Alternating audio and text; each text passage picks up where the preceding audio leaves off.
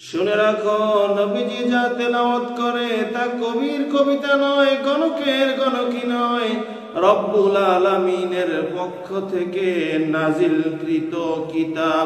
ইন্না আনজালনাহু ফি লাইলাতিল কদর। রমজান মাসের কদর রাত্রিতে আমি আগমন করেছি। আবার যদি জিজ্ঞাসা করেন, কোরআন তোমার বাড়ি কোথায়? আমাদের তো একটা বাড়ি আছে, আমাদের একটা ঠিকানা আছে। কোরআন তোমার ঠিকানা কোথায়, তোমার বাড়ি কোথায়? কোরআন নিজের ভাষায় জবাব দিয়ে দিবে, বাল হুয়া কুরআনুম মাজিদ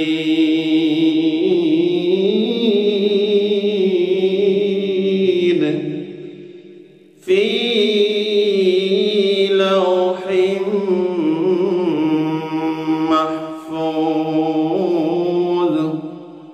কোরআন নিজের ভাষায় জবাব দিয়ে দেয়, লাওহে মাহফুজ থেকে সে আগমন করেছে। সুবহানাল্লাহ। এর মধ্যে কি আছে, কি জন্য এসেছে, বিস্তারিত সবকিছু কোরআন তার নিজের ভাষায় জবাব দিয়ে দেয়। হযরতে ওমর রাদিয়াল্লাহু ইসলাম গ্রহণ করার পর কোরআন সম্পর্কে একটা বক্তব্য দিয়েছেন। তিনি যখন ইসলাম গ্রহণ করেন নাই, ইসলাম গ্রহণের পূর্বে তিনি একবার জাহিলিয়াত যুগে থাকা অবস্থায় মদ পান করার জন্য মদের একটি আড্ডাখানায় গেলেন। সেখানে গিয়ে লক্ষ্য করলেন সেখানে কোনো তার সহপাঠী, কোনো বন্ধু বান্ধব নেই। তিনি চিন্তা করলেন, একা একা মদ পান করব, এটা তো ভালো হয় না, বন্ধু না থাকলে আসর জমবে না। তিনি চিন্তা করলেন, অন্য আরেকটি মদের আড্ডাখানায় যাই, সেখানে গিয়ে দেখি কোনো বন্ধু বান্ধব, কোনো সহপাঠী, কোনো সহযোগী আমার সাথে আছে কিনা, যাদের সাথে একসাথে আমরা মদ পান করব। যাওয়ার সময় প্রতিমধ্যে দেখতে পাইলেন আল্লাহর হাবিব রাহমাতাল লিল আলামিন খানায়ে কাবার মধ্যে নামাজে দাঁড়িয়ে দাঁড়িয়ে কোরআন তেলাওয়াত করতেছেন। সুবহানাল্লাহ। হযরত ওমর বলতেছেন, আমি তো মদের আড্ডাখানায় যাইতেছিলাম, যাওয়ার সময় দেখতেছি নবীজি নামাজের মধ্যে দাঁড়িয়ে দাঁড়িয়ে কোরআন তেলাওয়াত করে। নবীজির কণ্ঠে আল্লাহ তাআলার কোরআন শুনতে এত মধুর লাগে, এত মজা লাগে। আমি যে মদ পান করতে যাব, মদের কথা ভুলে গিয়েছি। আমি দীর্ঘ সময় দাঁড়িয়ে দাঁড়িয়ে কোরআন তেলাওয়াত শুনতে লাগলাম।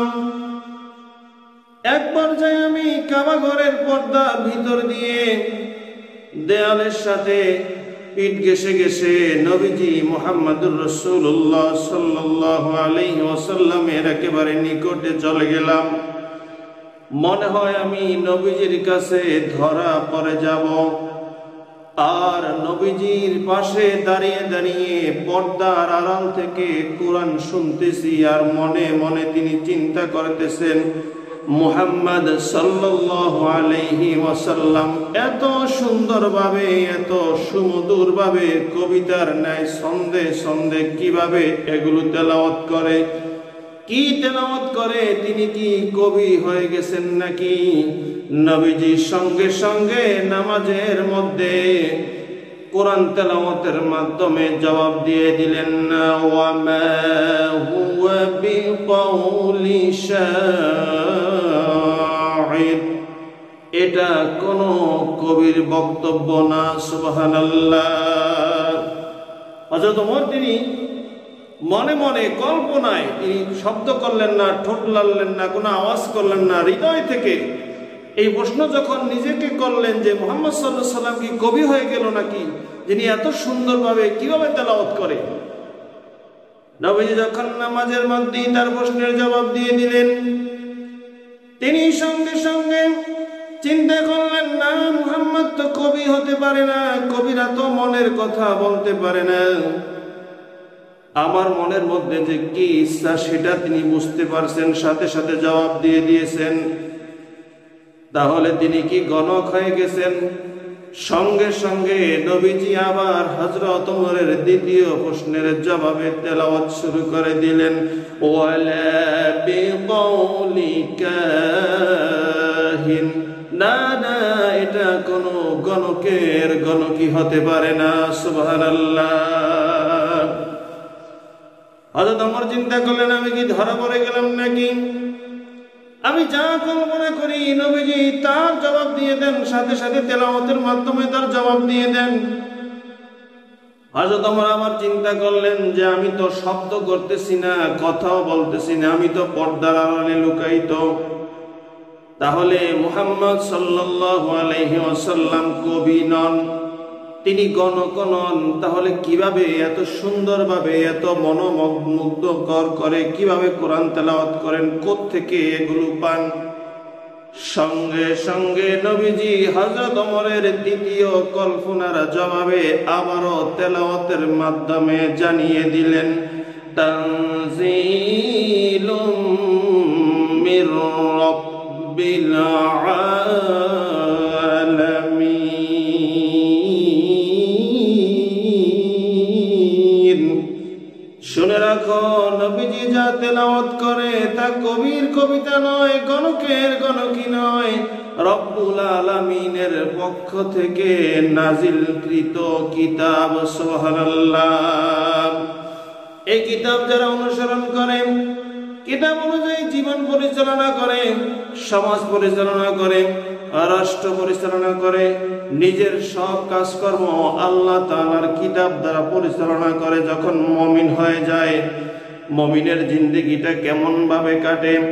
হাদিস সাক্ষী দেয়, একজন কোরআনের অনুসারী, একজন কোরআন তেলাওয়াতকারী, কোরআন দ্বারা জীবনকে যে ব্যক্তি সাজাইছে, এই ব্যক্তি যখন ইন্তেকাল করে, ইন্তেকাল করার সঙ্গে সঙ্গে তার ওয়ারিস যখন তাকে কবরে রেখে চলে আসে, মুনকার নাকিরের প্রশ্নের পরপরই তিনি দেখতে পান সূর্যের চাইতেও অতি উজ্জ্বল চেহারা বিশিষ্ট 5 জন লোক তার কবরে আগমন করে। সুবহানাল্লাহ।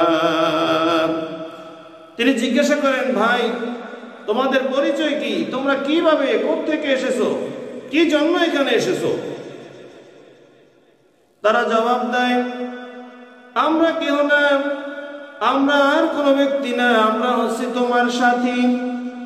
কোন সাথী? তুমি যে দুনিয়ায় বসে নামাজ আদায় করেছো, 5 ওয়াক্ত নামাজ আদায় করেছো, এই তোমার 5 ওয়াক্ত নামাজকে আল্লাহ তাআলা 5 জন সাথী বানাইয়া তোমার খেদমত করার জন্য আমাদেরকে নাজিল করে দিয়েছেন। সুবহানাল্লাহ। এরপর দেখতে পাইবেন আরেকজন ফেরেশতা আসতেছে, এরপর দেখবেন আরেকজন ফেরেশতা আসতেছে, অর্থাৎ জুমার নামাজের জন্য একজন এবং রমজানের রোজার পরিবর্তে একজন। আবার বান্দা যদি তাহাজ্জুদ গুজার হয় তাহলে দেখবেন আরো 12 জন ফেরেশতা আগমন করবে। এইভাবে প্রত্যেকটা নেক আমলের বিনিময়ে একজন একজন করে ফেরেশতা আগমন করবে। আর মুমিন বান্দা দেখতে পাইবে ডান দিকে তার দৃষ্টি যত দূর যায় তত দূর পর্যন্ত শুধু বন্ধু আর বন্ধু, বামের দৃষ্টি পর্যন্ত বন্ধু, সামনের দৃষ্টি পর্যন্ত বন্ধু, পিছনের দৃষ্টি পর্যন্ত বন্ধু। অর্থাৎ জীবনে যত নেক আমল করেছে প্রত্যেক নেক আমলের বিনিময়ে একজন একজন করে সাথী তার কবরে চলে এসেছে। সর্বশেষ দেখতেছেন একজন সম্মানিত ব্যক্তি আগমন করতেছে।